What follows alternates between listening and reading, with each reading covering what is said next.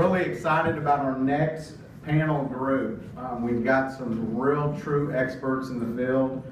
We've got actually Skip Trimble is going to be kind of moderating this breakout session. We've got Tim Harrison, who's the Director of Outreach for Animals. And I hope that many of you are going to get to join us tonight for dinner, as Tim Harrison is also going to be our keynote speaker tonight. So we're really looking forward to that. We've got Ben Callison, who's the Executive Director with Black Beauty Ranch. And we've got Howard Baskins, who's an Advisory Board Chairman for Big Cat Rescue. Each of these individuals is going to have a short PowerPoint presentation, and then Skip's going to kind of sum everything up, and again, we're going to make sure we give you all some really great information. So with that being said, our next topic is Dangerous Wild Animals in Texas, 2015, moving forward.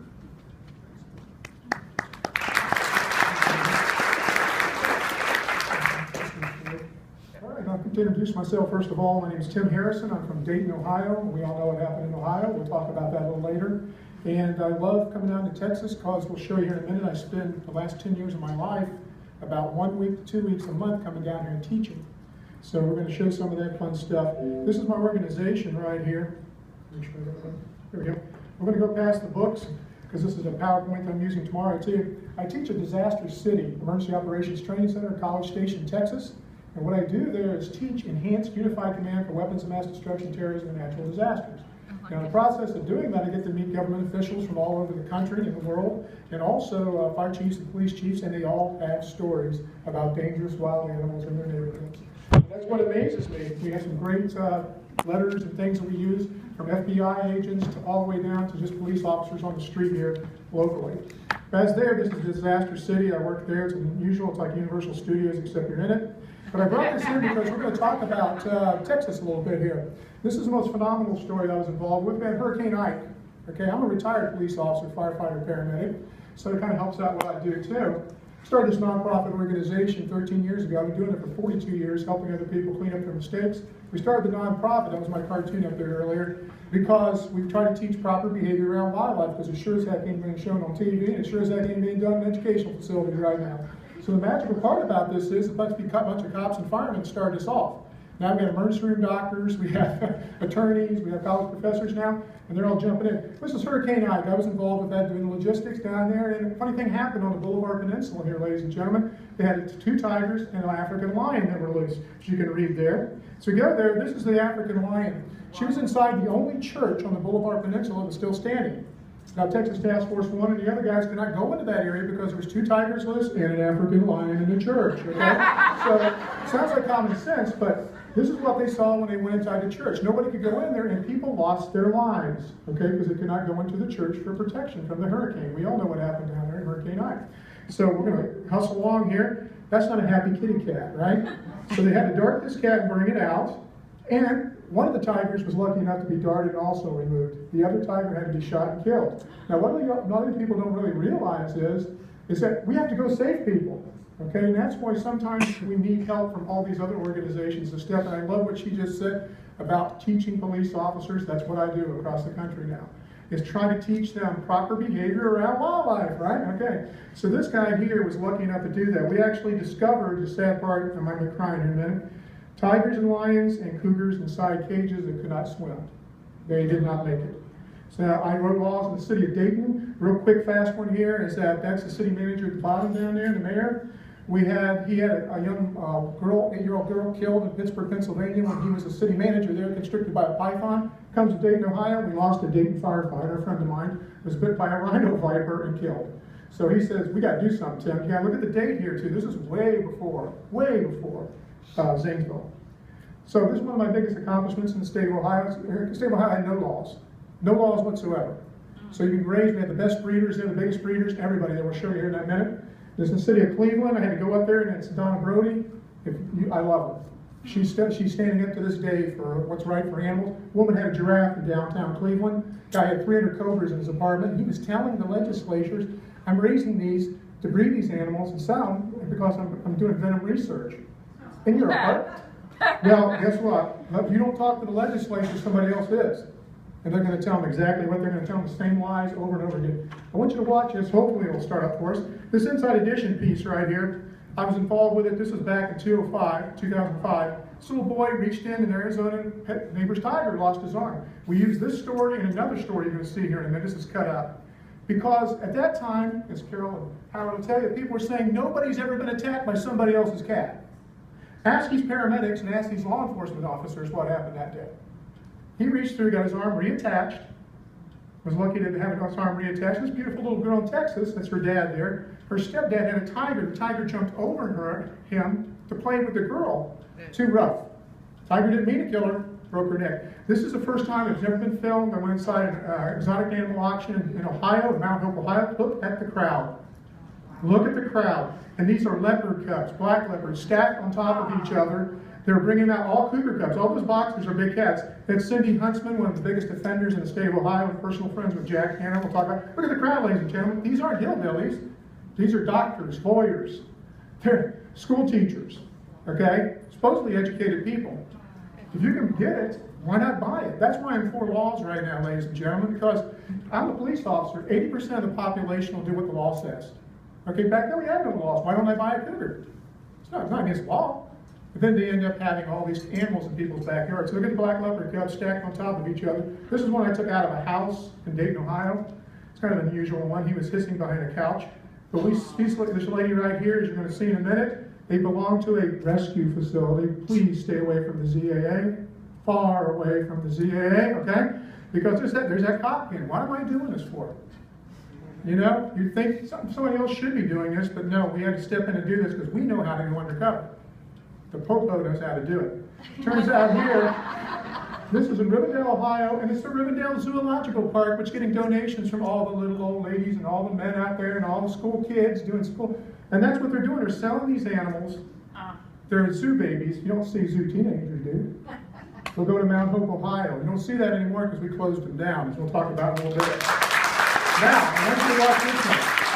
I think we wrote laws in Cleveland, right? We wrote laws in Columbus. We wrote laws all over the major cities in the state of Ohio. So it's very important for you to watch this. We went undercover with Fox Local News. We went to the place that's cut up too. They have an exotic reptile auction. And we go there, and they can't sell venomous snakes or pythons inside the city of Columbus, right? Because we wrote the laws. So I go up and I says, hey, I'd like to buy a venomous snake. So this guy who was with me says, let's get a Western Diamondback.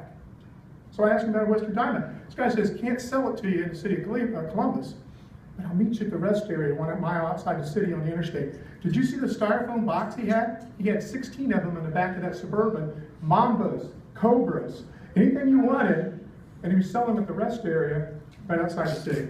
So just remember that. We need laws, bears. This is my favorite picture, ladies and gentlemen. This is in New York City. We all remember the tiger in downtown New York. Guess where he bought that tiger? At the Mount Hope Exotic Animal Auction in Ohio. And guess where it came back to? The Mount Hope Exotic Animal Auction in Ohio. Because remember, they sent it back to Noah's Lost Ark in Ohio, and she's the one that sold it in the first place. So it's crazy. Even law enforcement people and attorneys do not know where to go with these animals once they confiscate them. And that's where we have to step up and help. This is the gentleman there. This is the leopard that we just shot in Indiana, just next to somebody's swimming pool. And the sad part about that is, it didn't need to be shot. Jaguar, they called it a jaguar. I had to put that up there. We're not going to show you the snake stuff. Okay, this is deadly vipers. This is killing people dying from snakes. Let's see if this will play for us. Now, we just had an incident in Sherman Oaks, California. I stuck this on there for you, ladies and gentlemen. This is Dayton, Ohio. The newsman that filmed this got a national Emmy for it. This is back in the 80s. We have a lot of cobras loose in the United States. It's not just, you remember the Bronx, when the cobra got loose in the Bronx Zoo? It freezes the city.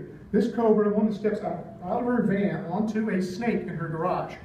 She jumped, throws her groceries up, goes, this is Dayton, Ohio, it's not India, goes into her house and says there's a cobra in the garage to her husband. He runs out with a stick and he pokes it and look at it, it is a cobra. So he calls who? The Popo. The police are always the first ones there. Law enforcement, fire, and animal control, and we're not trained for this. Nobody's trained for this. They're trying not to kill this animal. They're trying to save the animal by using fire extinguishers, shovels, and everything else, right? Can't shoot it because there's 400 people around the house and it's downtown Dayton. So the magical part about all this is that they had to wait 2 hours. Look at the crowd. Because the zoo wasn't coming and the museum wasn't coming. The experts, my brother and I had to show up and catch the snake. 2 hours they had to fight that because we were catching a loose python in Columbus, Ohio at the time. So we didn't have the time to do that. Real quick here, I just want you to see the police officer's face. I want to make sure I got some time here. So I'm going to kick it along here, but I want to show you how happy cop here. Now that looks like it's not puffed up. It looks like any other black rat snake or black rat, anything else crawling around in your neighborhoods. Their fangs aren't that big, they're small and fixed. And they are neurotoxic. I just got done doing a bunch of emergency room doctors and all that. I'm going to show you the police officer. I just got to show you his face. Sherman Oaks, very happy cop. This is one that was made national news after the fact, after people like Carol and everybody else picked up on it and ran with it. Never made the newspaper locally. It was an 80-pound mountain lion cougar, shoot through a door, got loose in downtown Dayton, was attacking police officers. Real quick story, 2 weeks before the police officers were attacked, a woman took a picture of it in the backyard. This is downtown. Took a picture of it, sent it to the ODNR, and they said it was a Labrador Retriever. Okay? Until it attacked the police officers 2 weeks later, I called them because the dude didn't come. We all know the story. I lassoed the cougar, ran into the bushes. Go real quick here. It lunged down. I caught it with a dog snare in the mouth, flipped it over. One of the Dayton officers was with me trying to get his back leg. I hate to say it, I had to grab it by what I call God's handle, and I started running out the fence. We had no dart rifles, ladies and gentlemen. They don't have dart rifles in. And they were going to have to shoot this thing. So I'm running out the gate with it. This is a picture of me going down the sidewalk. As you see, there's water. Looks like I'm wet on the side. That cougar peed all over me, and I felt like doing the exact same thing because I'm here to prevent this from happening. That's what I don't ever want to do this again. I don't get paid, and my wife does not want me to do this anymore, and I don't want to. Real quick, we couldn't put it in the animal control van because the animal control people didn't want it. So we're fighting with this cat for 2.5 minutes. While the lieutenant from the Dayton Police Department took it away from the animal control people. Yeah, hooked on the back leg, because a house cat will tear your hands up. I don't like to have to carry a cat like that, but it's better than killing it. And there is his happy face in the cage. Now, do I have to explain this one to anybody? This is Animal Planet's children's programming. Whatever you see on TV will be immediately for sale on the internet. And this is what you're teaching your children on TV. That's why we had to start this nonprofit organization. Cops are seeing it all over the place. We need to stop this. I don't have to tell you guys this, do I? I'm using this for a program for tomorrow. Let's see. We've got chimpanzees, and classified ads, monkeys as seen on TV, just like I told you, see, as seen on TV. Anything that's on TV, it's monkey see, monkey do. Cobras, rhinoceros vipers, wolves, anything, water buffaloes, anything you want, classified ads, monkeys, off the internet. Real quick, for you animal control people, please go to your auctions, around your animal auctions, around your communities and little flea markets. You're going to see things just like this right here. You're going to see venomous snakes. You're going to see bears in people's back trucks. If you see the word hot on anything, please do not touch it, because we learned that from the stove, didn't we? But we have to also realize hot means deadly venomous. And they have these hot shows all over the country, and they have a sticker on an aquarium or someplace in the house saying hot. That's what that's about, so it's very dangerous. Now, this is a real quick, Zanesville. I was there an hour after the initial shoot in Zanesville. It's myself standing behind there because I will not go on the camera with Jack Hanna, period. She'll find out later. So we'll talk about it later. This is the Incident Command Post.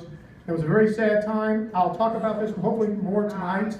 We'll talk about what happened in Zanesville, the true story, because we don't have enough time right now. But I want you to understand a lot of things happened there that could have been changed. Let's just say this was not a freak accident. There was warnings all over the place. The Humane Society of the United States, William Pacelli and I, had already said that once the governor would sign the bill May 1st, May 2nd, we were taking those animals off that property. Taking the animals off the property. It was October when the Zanesville massacre happened. Well, guess what? He didn't sign it. Married into another country, husband's still in prison. Husband said to the judge before he was put in prison for gun charges, if you put me in prison, when I get out, I'm going to turn my animals loose and blow my brains out. So what did he do? Exactly what he said. Okay, so it's no shocking memory here. And this is myself there. We'll talk about that later.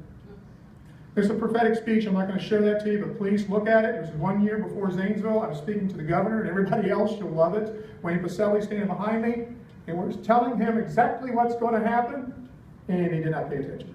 We all love governors, don't we? Chimpanzees, we're not going to go through 911. Let me move along. The most dangerous animals on the planet are how to turn that off. Chimpanzees. Is there a way to turn that off? This is what we do training here. Moving cats. We work with local organizations like is there a way to turn off the voice on this one? I would like to What's take the problem with your friend? I need to know. Well, we get to move these, because I want you to hear the 911 call, but it's kind of Drop the bad. gun. We'll put it back up when I need it. What When is we the move the problem? animals, teach them how to do it. Who's Real killing quick, your this is friend? zoonotic, I don't know why it's gonna go. Oh, your The kids are killing your zoonotic friend. situations we have right now, this is the director of the movie, The Elephant in the Living Room. Okay? Here we go. We'll put it back in again. Hurry up, please. Thank you.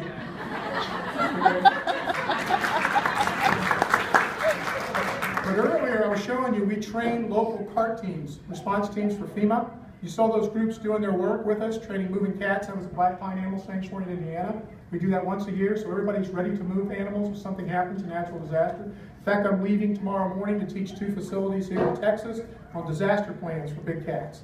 So we're going to continue work with it. This is Mike Weber, the filmmaker. Please remember zoonotic diseases out there are horrible. When I just talked about hepatitis B with primates, he got a mite infection from African lions we were working with the film. We worked with 175 chimpanzees, hundreds of cats, and we thought it was the chimpanzees that got it, and it wasn't. It was the African lions, and it was a veterinarian that actually saved his life. He lost 40 pounds, and we almost didn't think the film was going to be made or he was going to live. Now, real quick, this is a cougar. This is Bobby Brink from Lions, Tigers, and Bears, my personal hero. We moved 6 cougars out of this house. You can see this mountain lion here, gave him a little extra, something to take the edge off, carry him out. I love the dog on there. The dog is fantastic. I love the dog. This is what it looked like inside the house. Hopefully, they'll show you. Now, I want you to take a look. It looks like there's a cage there, and that's one of the veterinarians from Ohio State was helping us. I want you to pay attention when we walk out of this house, or out of this room. This is a living room of her house. Now, she had 12 tigers, 10 African lions, 6 cougars, a black bear, and 7 wolves. They're going to say, oh, she's horrible. She's not horrible. She started trying to help, and people started dumping them off on her. They would leave them. 2 minutes? Okay, we got to go forward here. Let's just watch this come out real quick, because I want to go to real quick here. See him coming out. We're carrying him out of the living room. Okay. Let's move along here. Hopefully we can move along. We do a lot of surgeries. Don't freeze up on me now, because I wanted to show you something. Don't freeze up on me now. I got to show you something here real quick. I'm going to go too fast. All right, see here. Do a lot of surgeries, a lot of animal movement. Then real quick, this is Jack Hanna with his picture with a tiger. I was just in National Geographic magazine, story from April 2014, and my picture was taken by Vince Musi in the Kindle iPad version, and I will not be having my picture taken with a big cat unless I'm rescuing it. I'm not being posed with it. You'll never see this. You'll see this. Okay, so dogs, like it says in the article, dogs and cats need homes and leave the wild animals alone. So this is my last picture for you real quick. I want you to pay attention to this picture. How do you fight this? It's Governor Kasich, Jack Hanna, and Newt Gingrich with a cougar in the building there. Now real quick, let's see if I can run this through. Let's plug it in. But you can't hear it anyway. We'll go past this. This is the movie trailer. We're not going to be able to hear it. But they have 2 African lions loose on the interstate. We'll just finish it up with that. And real quick, I want you to read this at the bottom here. This is when a boy was killed in Cleveland, partially eaten by a bear. And look at that autopsy report. That's why we have corners on our side now. It says nothing about a bear, and at the bottom, accident while at work. So I want you to remember, that's how you keep statistics on that. And one last thing, ladies and gentlemen, 90%, 95% of these animals never see a veterinarian, ever. And you have to have a license to have a dog, but you don't have to have nothing for a lion. And one last thing too, I want you to always remember, you would be doing the same thing I'm doing if you saw a tiger have to be put down, or a big cat, or a chimp, or if you see a young kid constricted to death by a python, as we have, or lose a friend, some lost 3, you'll be out here doing the exact same thing I'm doing. So thank you for having us here, and I appreciate it. And tonight I'll share with you Here. Next up is Howard Baskins. So please give him a round of applause.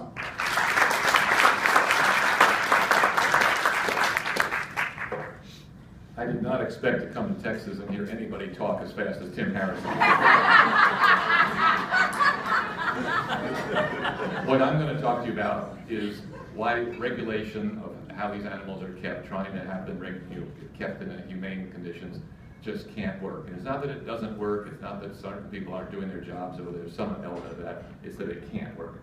And the big cat problem is really in two parts. The first part of the problem is the constant breeding of cubs so that people can make money having them, charging people to pet them, to take pictures with them, and to swim with them. We did a survey of places that do this, and we've estimated that about 200 cubs a year are born to do this. This is a miserable life for the cubs.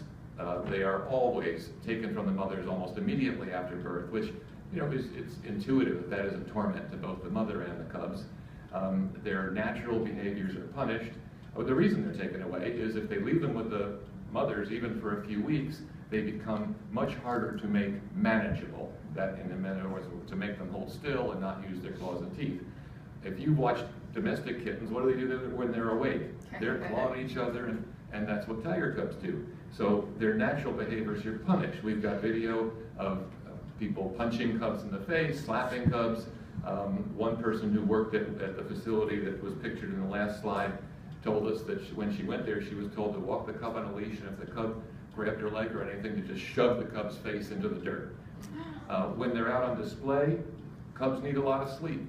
They're constantly being awakened. I actually went to one place as our undercover person, 2 cubs asleep in a crib. I come up with my $10. What do you think happens? They don't say, oh, the cubs are asleep, come back later. Wake up the cub. She had me holding the cub under its arms like this, and the cub was squirming, and I said, you know, he doesn't seem very happy. She said, oh no, that's how the mothers hold them. He's okay. We've got video of these cubs out on display in the middle of a mall with raging diarrhea. When the ones are taken around to malls and fairs, they're carted around in filthy trailers, and we've got video and pictures of them with, you know, large ringworm patches, which is horrible for the cub. It's contagious, it's not going to kill you, but it's very unpleasant to catch. Then, the second part of the problem.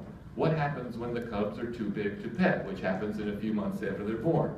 And how do they live then? So I'm just going to flip through some pictures and just show you examples. Some of these are places that the cats came to us from, and many of them fell under either USDA regulations, which are supposed to ensure humane conditions for the animals, or state regulations, or both. This is TJ, a tiger who now lives at Big Cat Rescue. This is a broader picture of the conditions at the place TJ came from. This is a typical traveling show. This is the picture that Tim stole from me.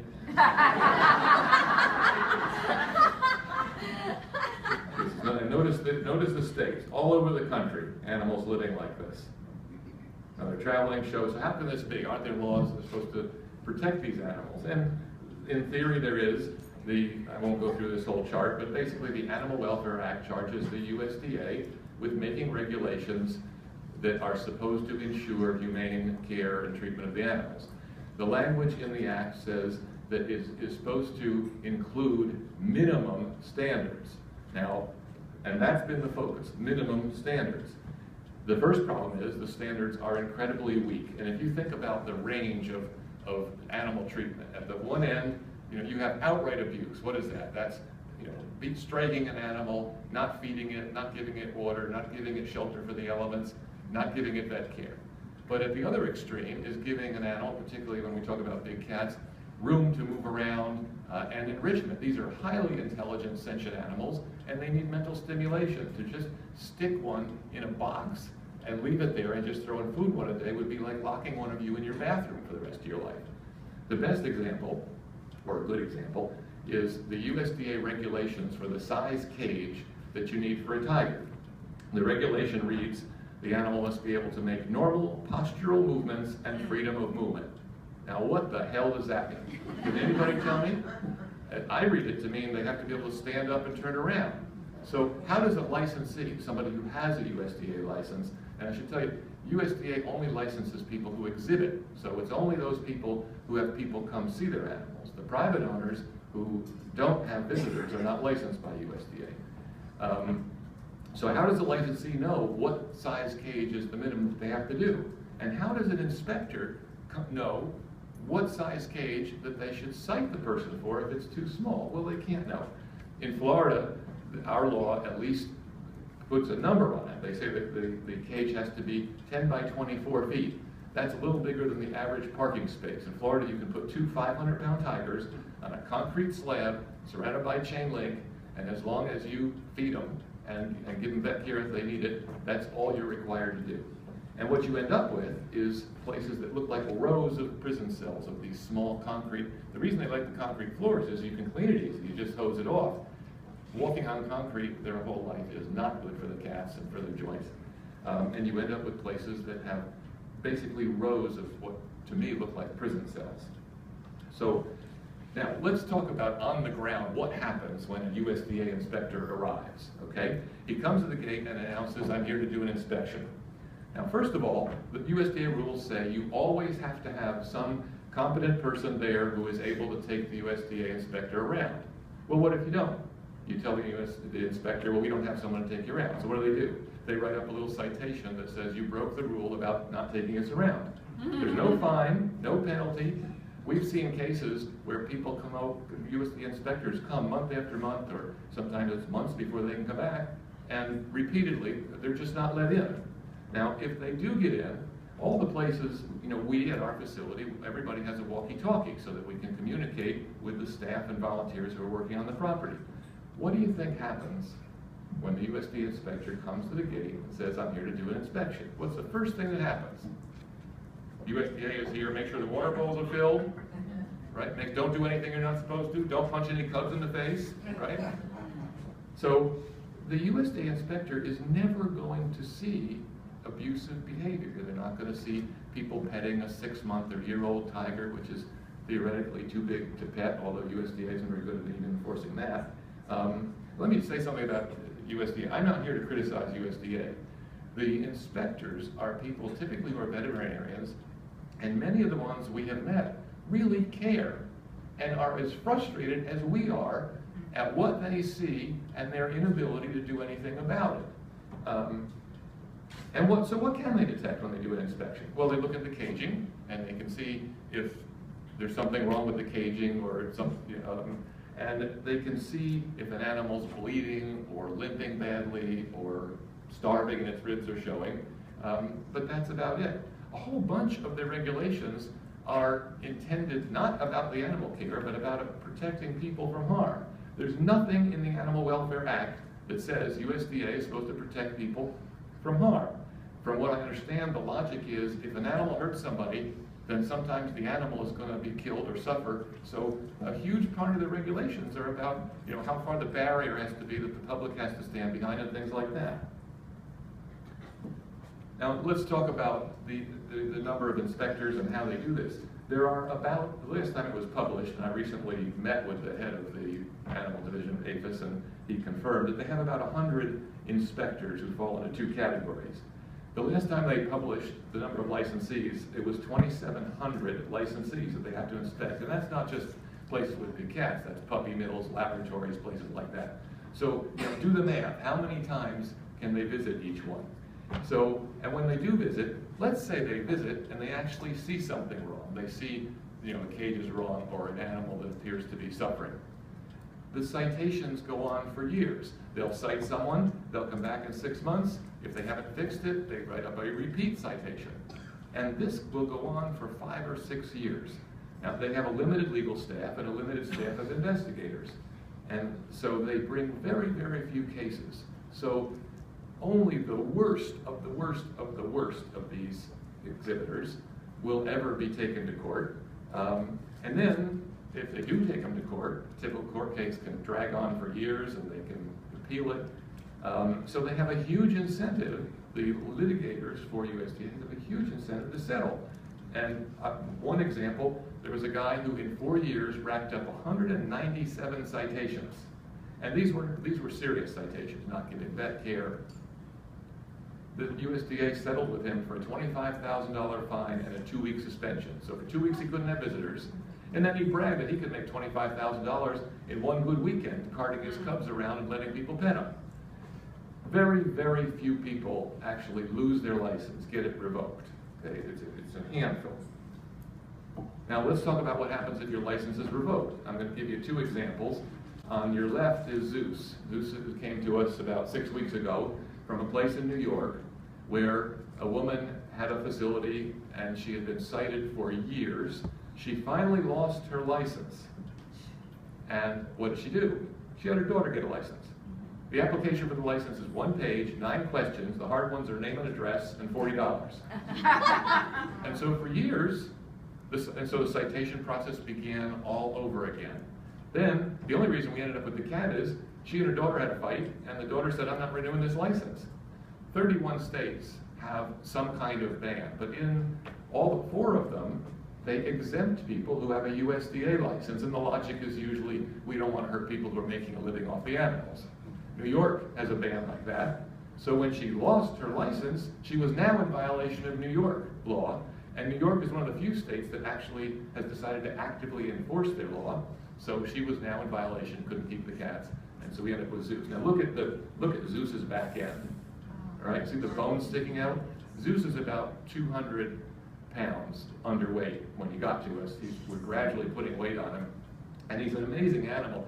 Carol was telling me, she was out there watching him, and when we first put him in our cages, which are fairly large and all natural setting, he had never been anything like this, and he would get up and go around and get in his pool and get so exhausted he would plop down, and then she said before he could possibly have recovered, he would be struggling to his feet again because he just wanted to keep playing and using the place.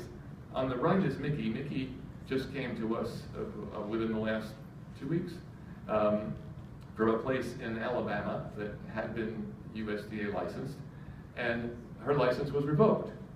And we complained repeatedly about reports we were getting of horrible situations with an animal, a leopard, who I won't even tell you, but who ended up dying. And USDA said, he's not a licensee, it's not our problem anymore. If you look at Mickey's back legs, the first time I watched the video of Mickey walking, I had to stop because his back legs flop around like this. Both legs, his ACLs have been torn. And it's a little suspicious that both legs have ACLs torn. If that had been treated when it happened, it's treatable. You can hook up new joints. That's the joint that holds the socket together. But now for a year, these bones have mashed against each other as he walks. So there was a huge question about whether even if we did that, the bones would fit together or whether he would be in constant pain. Yesterday, he went in for surgery with Dr. Hay, not knowing until he got in there whether he could actually even do it. If it looked bad, so bad it wouldn't work. He did the surgery, and we just got a report this morning that while his leg is swollen, what you expect, he's taking his pain meds, and we're hopeful. We've done one leg, but you can't do both. He's got to be able to limp and walk on one, and then we'll look at doing the other. Both of these facilities fell under both USDA and state law. So I ask you, rhetorically, is the regulation working? The Office of the Inspector General does an audit, and basically, the last time they did in 2010, they said the rules were unclear, that the inspectors and the exhibitors don't know what to do, that some of the inspectors don't know the rules. Yeah, I can't talk as fast as Tim, I want to. There's inconsistent enforcement. Sometimes they're doing things in the east that they're not doing in the west. They have 2 divisions, and many of the rules are just impossible to enforce. The bottom line is there are thousands of cats living in what we view as miserable conditions, estimated 10 to 20,000 around the country. Good sanctuaries have maybe 500, maybe a maximum of 1,000 of these animals, and the capacity for that. They're almost always full or close to full. So, and that, keep in mind, is after the animals have often suffered years of miserable treatment. So we can't rescue our way out of the problem. Sanctuaries are not an answer. They're a band-aid where we can do as well as we can to give cats that come to us as good a life as we can for the remainder of their life. The solution is that we have to, one partial solution is to change the regulations so that we can stop the cub petting. So we, along with a number of the large animal organizations, have put to a petition to USDA asking them to change the rules to stop the cub petting. That's a process that if they do it at all takes years and years, but we're just plodding through it. We managed to generate collectively over 100,000 comments in support of this. Now we're waiting to see if they will post it as a proposed rule, in which case we will have to do the comments again, and then they will consider it. But the real solution is a law to ban breeding and possession of big cats, which Shelby managed, told you is on the agenda for Texas. We have a federal bill, these are the numbers, that would ban, see, I can't talk that fast. Ban private breeding and possession. It would grandfather in the existing owners because there's no place for them to go. You can't go take them and put them somewhere else. A key when you do legislation is the exemptions, and what's critical in this bill, and I would urge you strongly in considering a Texas bill, is to make sure you resist the efforts to have a USDA exemption, because it is just a huge loophole. Anybody can get a USDA license and then not be subject to regulations. We have exempted the AZA accredited zoos, and we have defined sanctuaries, and it's critical that we define it because otherwise anybody can call themselves a sanctuary. And so, you know, our definition in the bill is if they don't do what I refer to as the 5 sins, they don't buy, sell, breed, allow direct public contact with the cats, or allow exhibition off-site, and have their 501c3, so they're a nonprofit, and give reasonable animal care, although that's not on the list because there's no way to judge that specifically. But if they do these things, then they're defined as a sanctuary. We also put in a limited circus exemption, hoping, as many of you who worked on legislation know, sometimes you make compromises to try to increase the chances of your bill pass. We had hoped that maybe we could do something that would cause the major circuses, at least not to oppose the bill. That didn't work, but at least this way, when they go in and say, hey, these guys are trying to shut us down, we can say to the legislators, they're lying to you, we have exempted them. These bills are a multi-year process, as Shelby mentioned. So in the first session it was introduced, which was the last session, we got up to 62 co-sponsors in the House. We're now up to 108 this session, and we just hope we'll keep building momentum.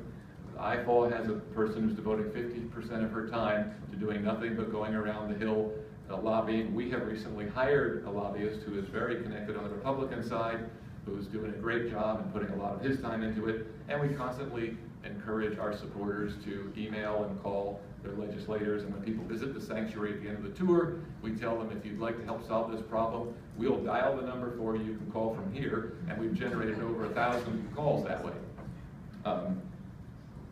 And basically, we say our goal is to put ourselves out of business. We want to be in a position where we don't get any more calls that there's a Mickey or a Zeus out there. How can you help? One is to support the federal bill in the ways that I mentioned. And you know, if you're too shy to make that call, I tell people, call at night or on the weekend. leave a voicemail. That's easy to do, and you know, it'll get recorded. We have a website set up, it's easy to remember, stopbigcatabuse.com, that you can send people to. So if you would send people from your organizations to it, where they can send emails about the bill, and then working on the Texas ban, making sure that you do not end up with a USDA exemption, or like in Ohio, the ZAA, which Tim mentioned, which is a horrible organization that supports private ownership.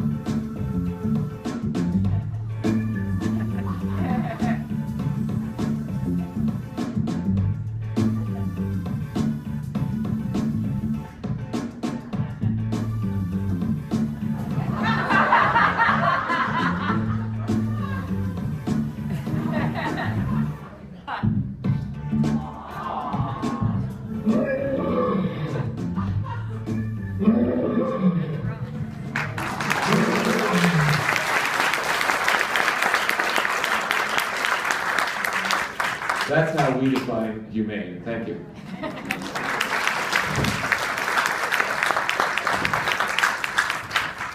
We've got THLN board member, Ben Callison, who's also the executive director of Black Beauty Ranch. So Ben, welcome.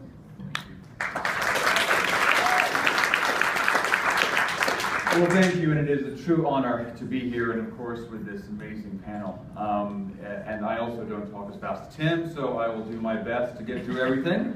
But what Skip and I are going to be talking about is the state issues that we're facing here. Skip will be talking about the legislation, and I want to specifically talk about what we're doing here in Texas to care for the animals. Very honored to be here with Howard and Carol, who run a fantastic facility. I got to go out there and see it in Florida, and what they're doing is just groundbreaking in the direct care of animals, and we also do that here in Texas. I think, show of hands, who knows about the Black Beauty Ranch? Oh, I love that. Who's been to the Black Beauty Ranch? Even better. Well, you all have an open invitation to come. We have our open house coming up in October, so we'd love to have you out. We actually have 1,427 acres, and we provide care to almost 1,000 animals and 43 species. The two areas that directly relate to the dangerous wild animal areas is our primate area and our wildlife area. And we are expanding both of those currently to try to react as much as we can in a sanctuary capacity to these issues. And Howard talked about this, and actually we always hear the word sanctuary, and unfortunately that term gets used incorrectly very often, and a lot of people what is a sanctuary? What defines a sanctuary? And actually in the Captive Wildlife Safety Act, or the Lacey Act, it actually does define those 5 deadly sins, or not permitting those to be able to be truly defined as a sanctuary, and that is very important. That's something that we constantly work against, is the incorrect designation of a facility like ours that is truly trying to be part of the solution and not just, unfortunately, assisting the problem. So what do we consider to be our standards of excellence internally? So we have our animal care. Obviously, we want the physical facilities and administration, nutritional requirements, veterinary care, well-being, and handling are always maintained at the utmost level. Our operations, our safety policies, procedures, and training, and obviously meeting all government authority regulations. Fiscal responsibility, that's a big one. When you take on the life commitment of one of these animals, I can tell you you're taking on a huge financial burden for these animals. We actually have chimpanzees at the sanctuary. They live up to 60 years. And generally they come to sanctuary after research at around 5 to 10 years old. So you were talking about 50 years of care for a very, very complex, expensive animal. And to be able to maintain that fiscal responsibility is a very complex element for us to handle. And of course the policies and procedures, acquisition and disposition, public contact and restriction that we make sure. And obviously we want every single one of the animals in the sanctuary to be an ambassador. As we say, we do our best, but we are not the solution. And that is why THLN and organizations like this in the federal legislation is so important, because we are not the solution. We cannot be the solution. We just cannot house enough animals. So hopefully, we hope one day our phones stop ringing, and that's our goal. But in the meantime, we will continue to do everything we can to care for the animals that do come through our gates. So what is this accreditation? So we talk about sanctuaries as that federal language, but there are some accrediting bodies out there. There's some bad ones, unfortunately, and that's why you need to know the difference. But the AZA obviously is the accrediting body that has been around since 1924 for the zoo community, and it is really defines, lets you know when you're going to a facility that upholds the standards of excellence in their world of work. So this is from their website, develops public confidence by means that an institution meets or exceeds current professional standards and provides publicly recognized badge signifying excellence in committing to such things as animal care, conservation, and education.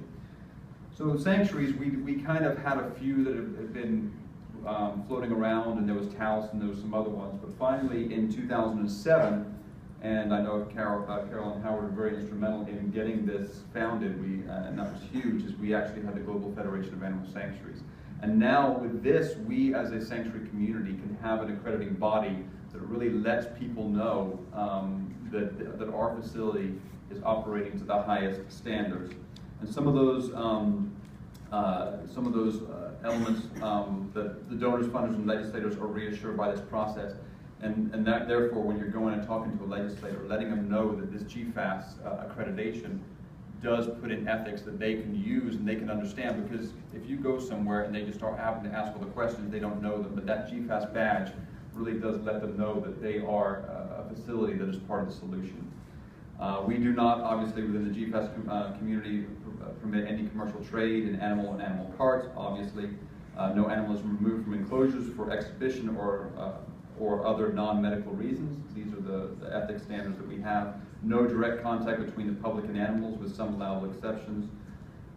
Measurements in place to prevent breeding, either through segregation of sex and such. So obviously, no breeding is permitted.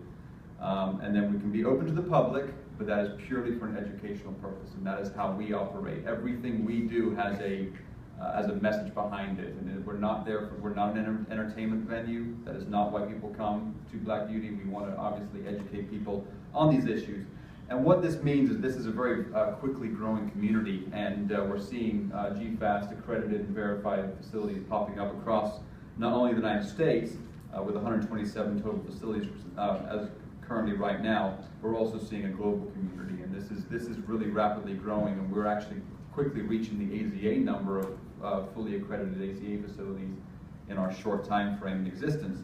So this is important. So the GFAS has really been a huge element for us to be able to understand and work together as a community, and that's one of the other great things, is that we're kind of banding together and coming together to help these solutions. But what is the problem? Obviously, I'm not going to go into this too much because Howard and Tim talked about it. We have lax laws. Communities are unsafe. Unfortunately, as always, we see this. Even if they can come and spend their last years with us, they've sadly always come with a horrendous start in life, and that's something that is very unfortunate. And it's a taxpayer burden, and we see that constantly. And the first responders are also burdened with huge, not only emotional but physical requirement on them, because I mean, Tim will tell you a million stories. Even when it goes well, the emotions that are affected in these first responders when they have to deal with something like this is just huge, and it lasts for years. But when they do end up, I mean, I know the Zanesville, Ohio, I mean, I know a lot of those officers that had to shoot those animals are still having a lot of emotional effect because of that.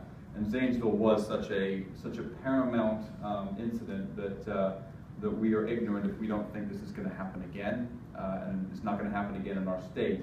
This same scenario is existing all over the state, and the scary thing is we don't know where it is. And that's something we're working on very diligently right now to locate this, but we know that this is occurring. So unfortunately, as we see, that the USDA regulations are very unclear about housing, and so technically this does meet the requirements, and these are actually USDA photos from inspections. So that's a bear, 2 bears that are living in roll cages, but they can meet all the postural requirements that are set by USDA. But I think everyone can admit that is no life for any animal. And this is where they're living. They're living in these roll cages, and unfortunately, she didn't cite them because technically that meets the regulations. So this is the issue. And why is this an issue? Because they're so readily available. It does not take much to find one of these. And someone asked me yesterday, well, aren't they expensive? No, I mean they're very cheap, because after their useful time, they want to sell them off, or people have these, buy them, don't want them, and want to get rid of them, and we'll give them away. So that it's very, very easily accessible. And what is the issue? I mean, we see this constantly. Flimsy cages endanger the community. We took in Alex, a Bengal tiger from Atchison, Kansas. The guy owned him. He was a drug addict, abandoned him, left. 2 weeks later, the sheriff hears about this. A half mile down the road is a children's nursery. These kids, and the teacher luckily heard about it and kept the children inside, because he was in such a flimsy cage, held together with a little clasp, that if he'd have gotten out, and his prey instincts would have absolutely taken down a child.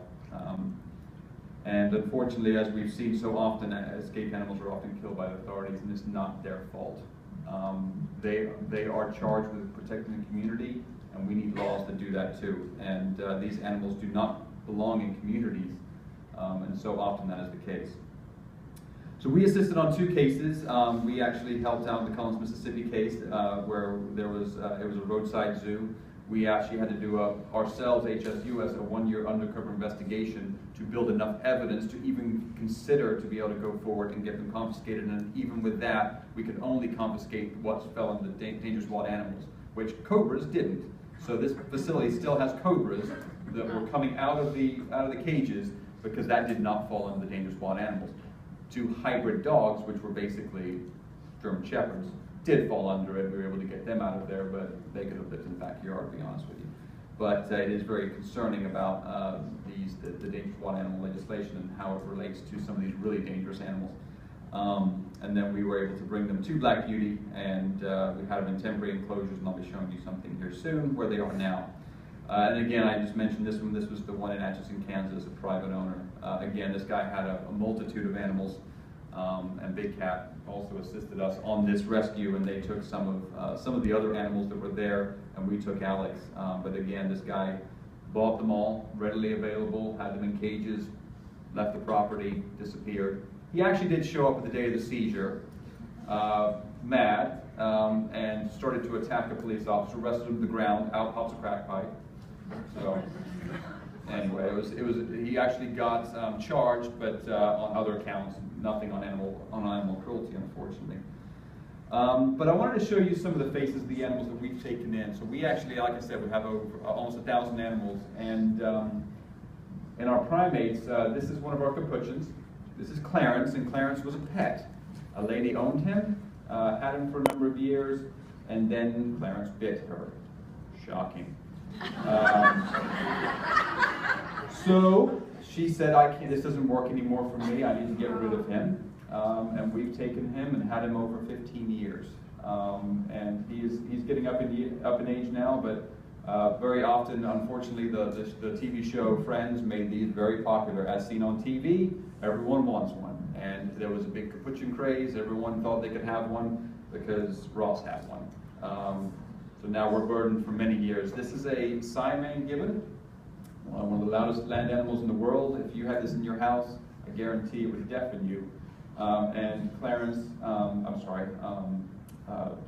this Humane gibbon and his sister were both rescued from a breeder here that was breeding them for the pet trade. So Val and June came to us from that pet trade where they were being sold here into the pets. This is Willie, the pigtail macaque. Again, a lady owned him. If he lifted up that top jaw, you'd see massive fangs. Shocking, he bit her. And could not keep Willie, and Willie had to come to Black Beauty and has lived out his life. On the left is one of our bobcats, little boy. A lady thought she found him as a baby after the mother was shot and tried to hand raise little boy, and shocking, it didn't work out. And at that point he was imprinted on humans and could not be released to the wild. And then Catherine there on the right arrived to us from a lady that Catherine actually didn't bite her owner, but she actually arrived at 44 pounds. A rhesus macaque should be 18 pounds. Wow. She had been fed everything under the sun, and she could not walk, could not crawl, could not climb, could not do anything. So needless to say, we've gotten her down to around 22 pounds, and the excess skin, of course, is just a byproduct of that. But she now lives out the rest of her life. And this was a well-intentioned lady. She thought she was doing right by this animal because a fat animal is a happy animal, right?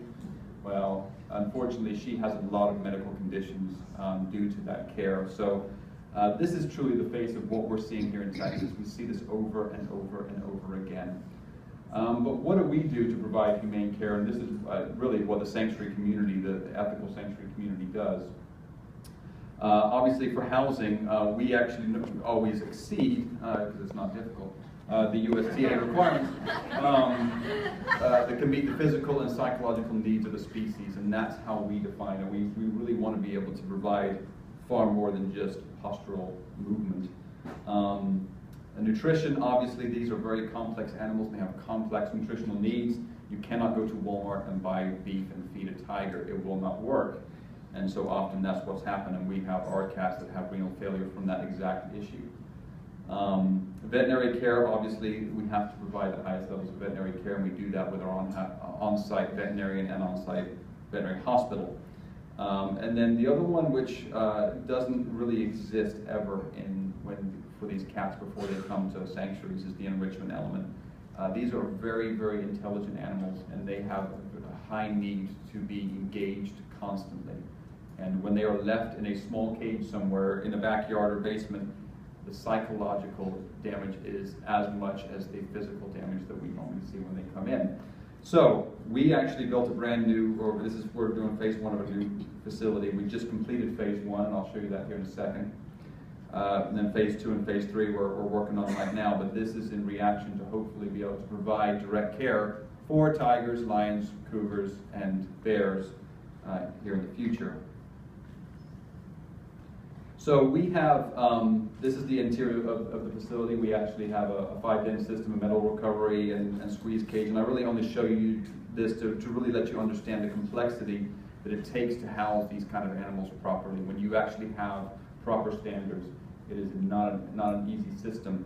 And so this is our brand new facility, which we just finished. This is actually under construction still, but we just had the grand opening last month, and so we actually moved 3 of the 4 tigers over to this facility, and they are just absolutely in love. They now have pools, they have trees to climb up, they have platforms to walk, and the basics for them just being able to walk around far more than they ever have before, even though the temporary enclosures were 3 times larger than what they came from.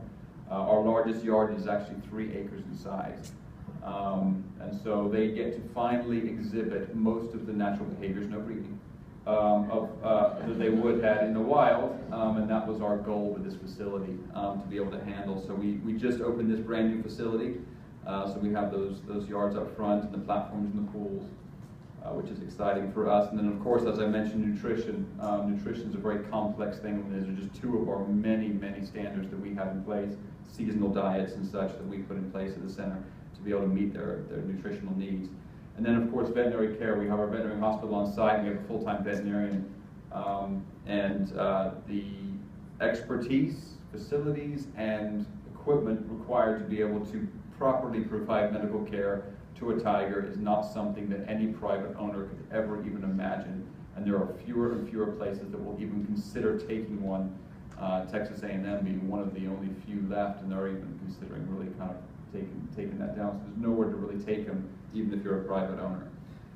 So this was a procedure we did on Anastasia. So enrichment, as I mentioned, the psychological needs are huge. Why do we need it? Well, I just built a 3-acre yard. I mean, this provides an amazing environment for them. 3 acres is fantastic. But tiger's natural range in the wild is between 7 to 23 square miles. That is what it would take to provide them no enrichment, because the environment provides that for them. So let's take the low number, 7 square miles. Let's say that green box is 7 square miles. All right, I've just built this premier facility at 3 acres. What does that provide? See that little red dot? That is what we have to make up for. And that is exactly what we have to do every day to be able to fill in the rest of that for that animal, to be able to give them the mental stimulus that they need, that they have been robbed of from being captive bred. So how do we do this? We do it through obviously many things, but obviously the different elements of touch, taste, smell, sight, sound, and everything we do is for that. So we have multiple structures that allow them to climb, to walk up. That's one for our chimpanzees. This is a termite mound that we made for our chimpanzees. In the wild, there's a natural behavior that Jane Goodall witnessed. They use tools.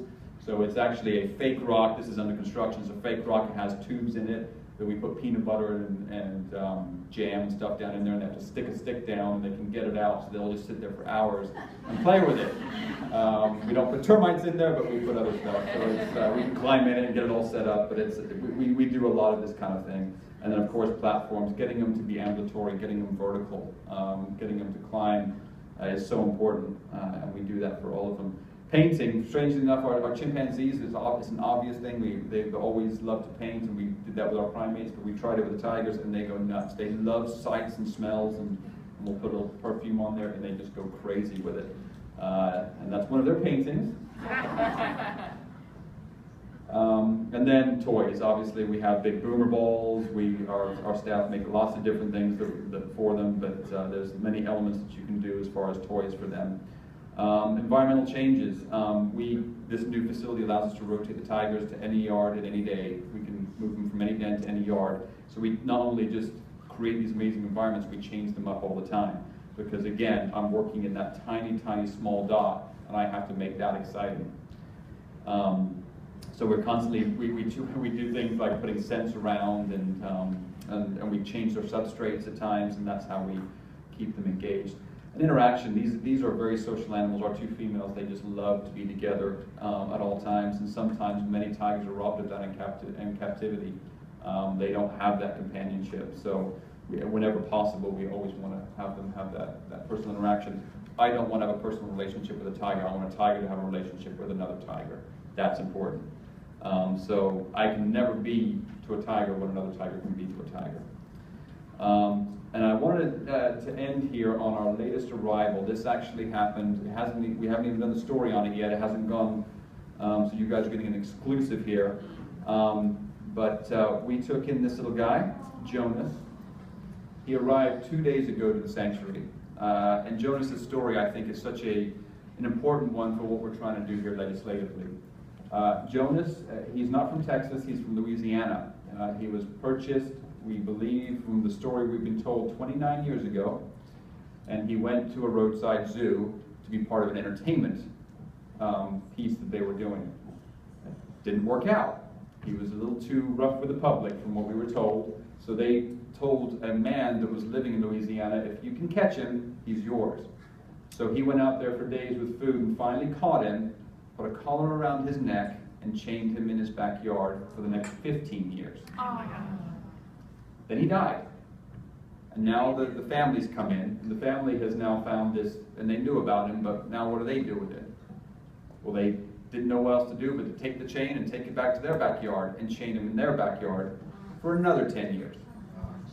So he has spent 25 years with when we believe it to be the same one, we just cut it off yesterday or 2 days ago, with this collar and a chain and living in a backyard with a dog igloo and horrendous conditions. So we heard about it, Louisiana Fish and Wildlife heard about it, and they do have regulations that did not permit that, so she voluntarily turned the animal over to us. Now, I can't prosecute her. I mean, we're not going that route. But this animal, unfortunately, has now suffered 25, if not 29 years of deplorable conditions. The life expectancy of a rhesus macaque is 25. So we don't know how long we'll have him. He has 4 teeth in his head, and those aren't even operating very well right now. He's lost all his teeth probably because of poor nutrition. And he's in our quarantine facility right now. But for the first time, and we know for 25 years, he just had that collar broken off. And his first day without a collar on, and hopefully soon we have 3 females that we know are going to be very excited to have a man. But they're all elderly too, so it's going to be a geriatric party. So, they're waiting, and so he does not know what he's about to get. Unfortunately, he's taken to quarantine, but he's still a little scared. But he just arrived. So this is the face of what we're trying to solve. This is occurring all over the place, and what we need to do, it's important. We obviously have to continue to do the work we do, and we appreciate all the support, but we've also got to support the forefront and make sure that this doesn't happen again, because I cannot fix those first 29 years. Can't. I can fix the next, hopefully 1, 2, 3, and try to give him at least a life now, but that's why the legislation is so important. We go to bed at night knowing that we've provided everything we can for every animal in our care. We do that. But we also go to bed at night with the horrors of knowing how many are out there that we can't provide this to. And that's why I got involved with THLN, and that's why this is so important for us to get this legislation passed. Thank you.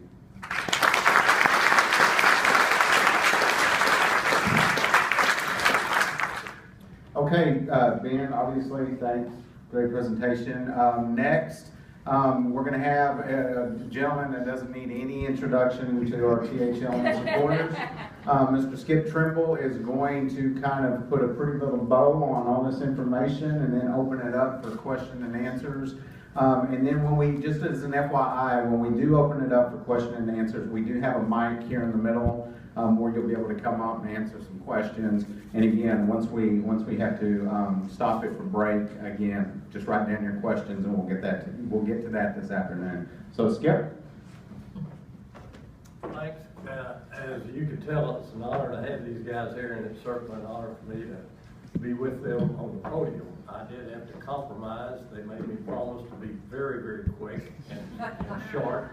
And as those of you who know me, that's real difficult. And the other chain that they put around my neck is that I couldn't operate anything technical. That in itself was a relief to me, because I can't. But we will go to questions and answers here in a minute. But a couple of things I want to bring to your mind. You know, we all hate animal cruelty, and we all think about it, or at least I do, constantly. And sometime in my thinking, I kind of came up with something that I've kind of tried to live by, and that is, you know, we see animal cruelty, and if you ask most people what animal cruelty is somebody shot a dog, they chain a dog, they don't feed a dog or a cat, they mistreat them. That's horrible stuff. And we've got people like David Alex that can do something about that. But if you think about the number of animals that suffer, they suffer primarily from what I call commercial cruelty. People are making money off of these animals, and that's why all of this misery is going on.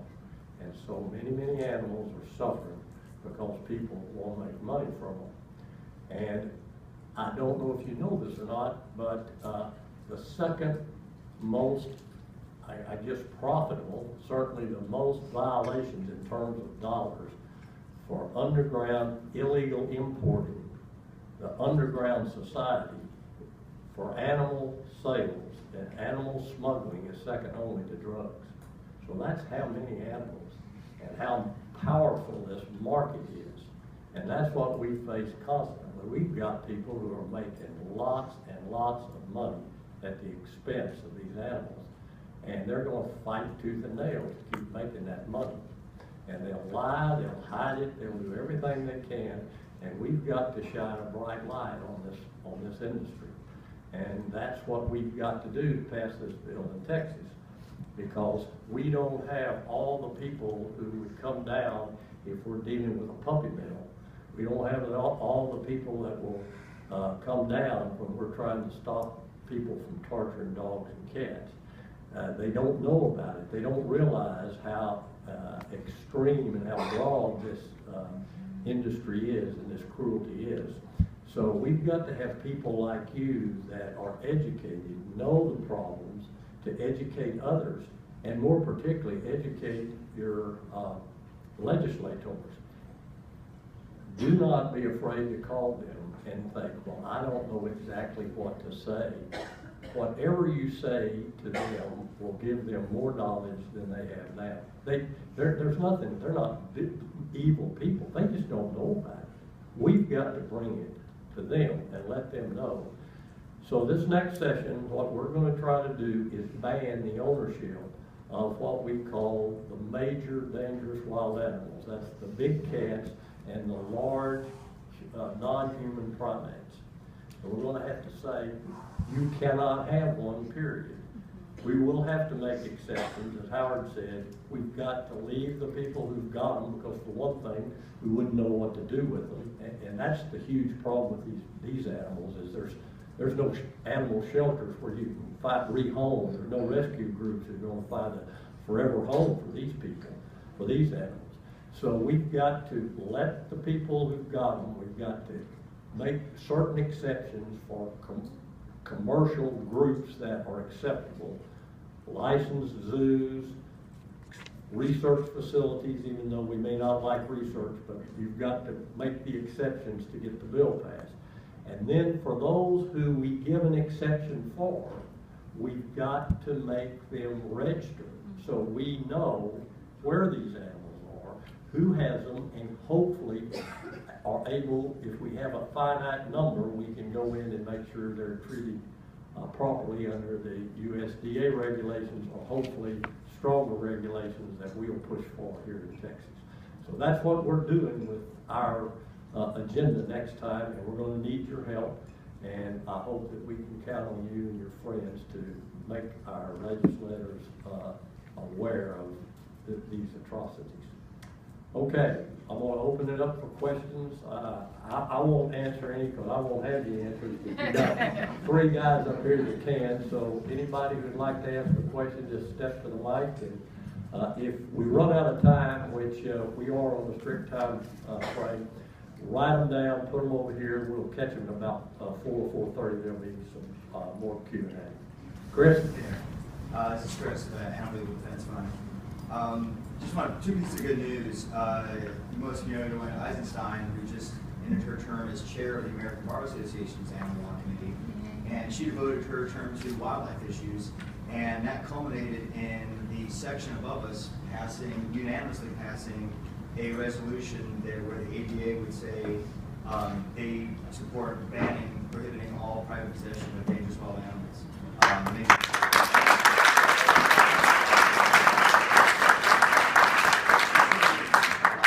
Primarily symbolic. It's hugely symbolic, as you know, a lot of legislators are themselves attorneys, and they view the APA as being this sort of respected body. So the next step for that is that it actually goes to the full APA House of Delegates in February, and that meeting is going to be in Houston. So any of you that are in the area, we could really help use a hand, come to the meeting, and help put some arms on the floor of the House of Delegates to really get that passed. Because once that happens, the ABA then owns it. It says, the resolution says the ABA hereby recommends that all states ban the possession. So that will, if that passes in February, that then should really lend a hand to the efforts here to get that legislation passed. Real quickly, the other thing, I have a friend from college who does a lot of security and intelligence work for the State Department, and he was doing sort of Afghan corruption stuff, but they just moved him full time to working on wildlife trafficking. So even at the government level, they were giving some attention to that. So two pieces of good news.